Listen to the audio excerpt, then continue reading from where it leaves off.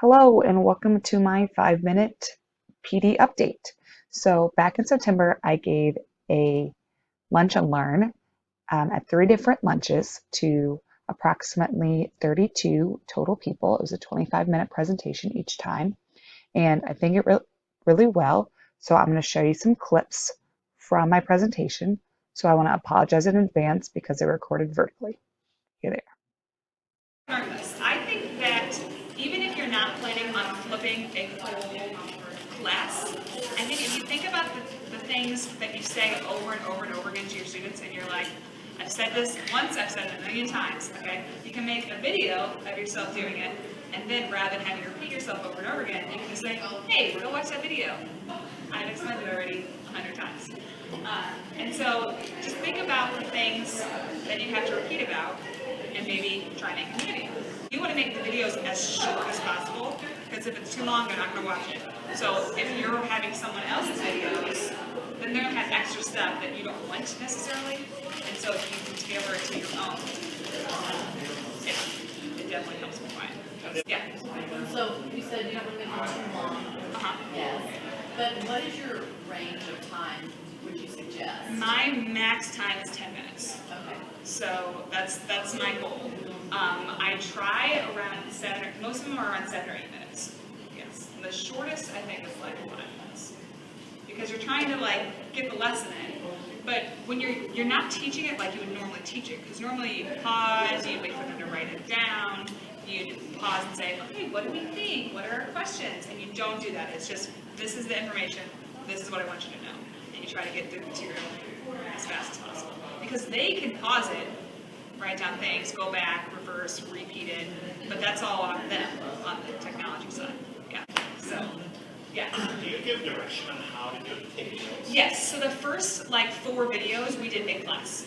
So I would have the videos and I literally wrote out the notes on the board. Like, this is what I would write down. And then if their notes aren't written down, I don't give them points for it.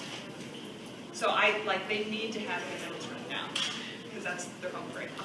So how is the parent buy-in to the flipping? I had one person say, okay, during open house with a question mark on it, but other than that, they enjoyed it so far. I've only been there for first month. I haven't had parent-teacher conferences yet, so we shall see. But they seem to be, the kids really seem to like it, so. The clips you just saw was of my 3rd of 3 presentation, which also happened to be my least attended presentation.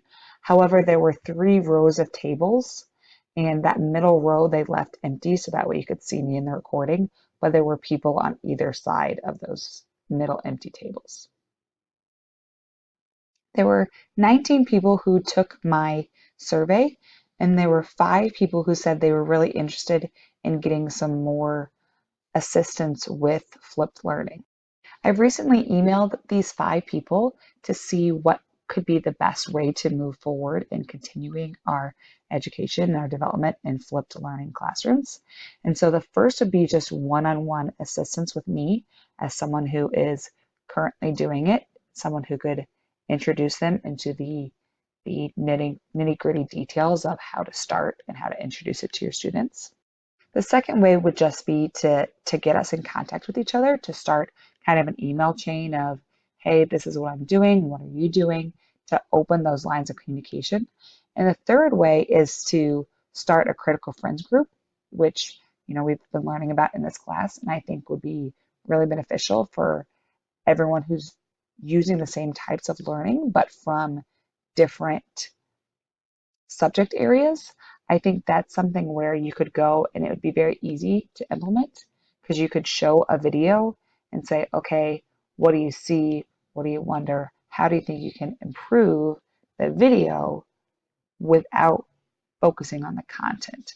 And so I think that's where I'm hoping that they'll be interested in going with me.